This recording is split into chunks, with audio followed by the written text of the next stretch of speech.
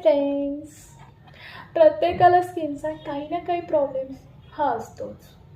त्यात 70 ते 80% लोकांना वांगाचा प्रॉब्लेम हा असतो. ज्यावेळेस मेलानिनचं प्रमाण शरीरामध्ये वाढतं त्यावेळेस वांगासारखी समस्या तयार होते. वांग का येतात? त्याची अनेक कारणे आहेत. त्यातील पहिलं कारण म्हणजे हार्मोनल इम्बॅलन्स. तुम्ही बघितलं असेल की किशोर वयातील मुलांना किंवा ज्यावेळेस लेडीज प्रेग्नेंट होते त्यावेळेस हार्मोनल इम्बॅलन्स होतो, त्यावेळेस वांगे येतात. वांगे पूर्णतः कधी जाऊ शकतात का? हा खूप मोठा प्रश्न आहे. कारण तुम्ही खूप सारे ट्रीटमेंट घेतलेल्या असतात, खूप सारे उपाय केलेले असतात आणि ते करून तुम्ही पूर्णतः थकलेले असतात. मग तुमच्यापुढे हा प्रश्न येतो की वांग हा 100% जातो का? तर वांग हा 100% जातो. कधी?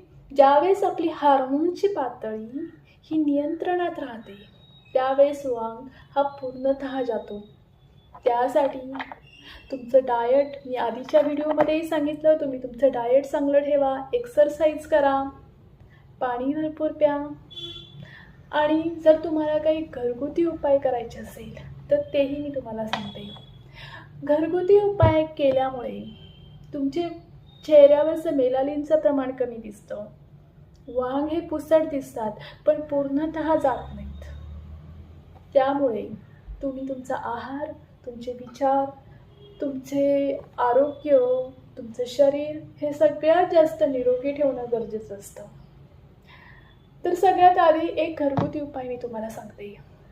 तो म्हणजे तुळशीच्या पानाचा रस काढून तो चेहऱ्याला लावायचा. कोणताही पॅक असो तो 10 ते 15 मिनिटं चेहऱ्यावर ठेवायचा आणि वॉश करून टाकायचा. दुसरा आहे बटाट्याचा रस. तुम्हाला माहीतच असते बटाटा हा ब्लिचिंग प्रॉपर्टीज म्हणून चांगला काम करतो. बटाट्याच्या रसामध्ये गुलाबजल किंवा ॲलोवेरा जेल हे तुम्ही मिक्स करून चेहऱ्याला रोज गरज नाही आहे, आठवड्यातून 2दा किंवा 3दा लावू शकता किंवा चेहऱ्याला दही लावत जा.